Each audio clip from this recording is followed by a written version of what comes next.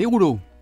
C'est toujours un petit peu difficile de choisir la qualité de ces rouleaux puisque sur le marché, nombre de produits existent.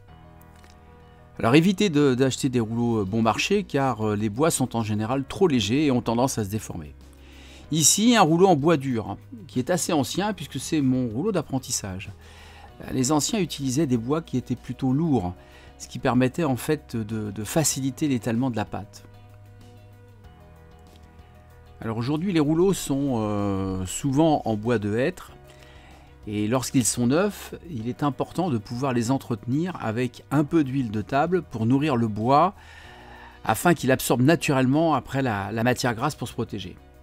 Alors ici, chez Savoir Sucré, nous avons fabriqué des rouleaux règles, ce qui vous permet avec un seul outil en fait d'étaler votre pâte et de mesurer votre détaillage. Votre rouleau vous permet de repérer et de mesurer. Ici, c'est un rouleau qui est en hêtre, qui permet en fait d'avoir un bon rapport qualité-prix et un rouleau qui soit bien droit. Donc deux rouleaux, un en hêtre et l'ancien en noyer. On en trouve beaucoup moins des rouleaux en noyer puisque ce sont des bois qui sont aujourd'hui beaucoup plus onéreux. Ce qui est important lors de votre achat, c'est d'avoir et de vérifier que votre rouleau soit bien droit. Très important, de façon à ce que lors de votre étalement de pâte, vous n'ayez pas de soucis de différentes épaisseurs. Alors ici, un rouleau inox. Le gros avantage du rouleau inox, c'est sa surface lisse.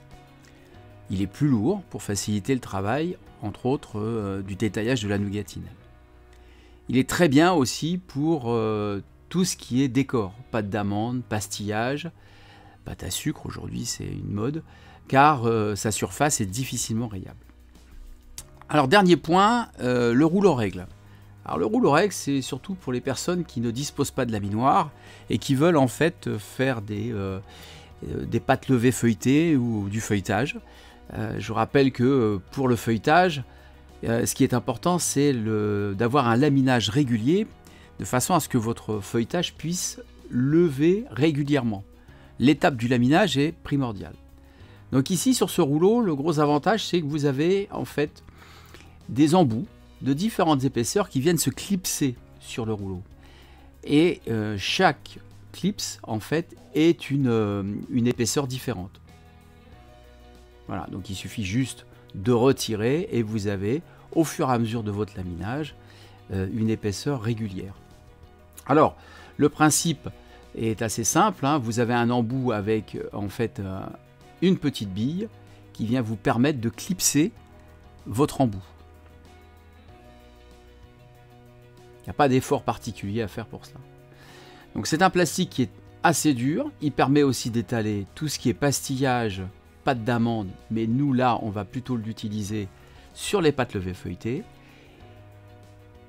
ce qui permet pour un apprentissage d'avoir de très bons résultats, puisque en fait laminer ou étaler sa pâte avec un rouleau classique, ça demande quand même une bonne maîtrise, et ça fait partie aussi d'une technique du métier de pâtissier.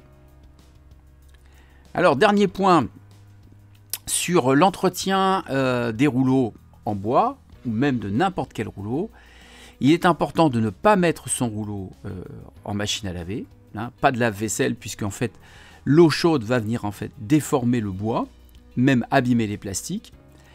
On ne gratte pas les rouleaux avec un objet métallique, hein. Souvent dans les laboratoires, on voit des gens gratter leur rouleau avec le dos du couteau de tour, un emporte-pièce. En général, ça se fait plutôt avec une corne plastique, plutôt dure.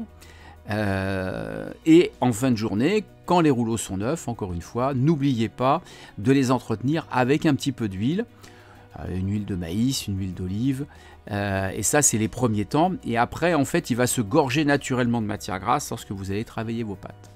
Voilà, donc fin de ce chapitre sur le laminage et le choix des rouleaux en pâtisserie. Allez, à très vite sur Savoir Sucré.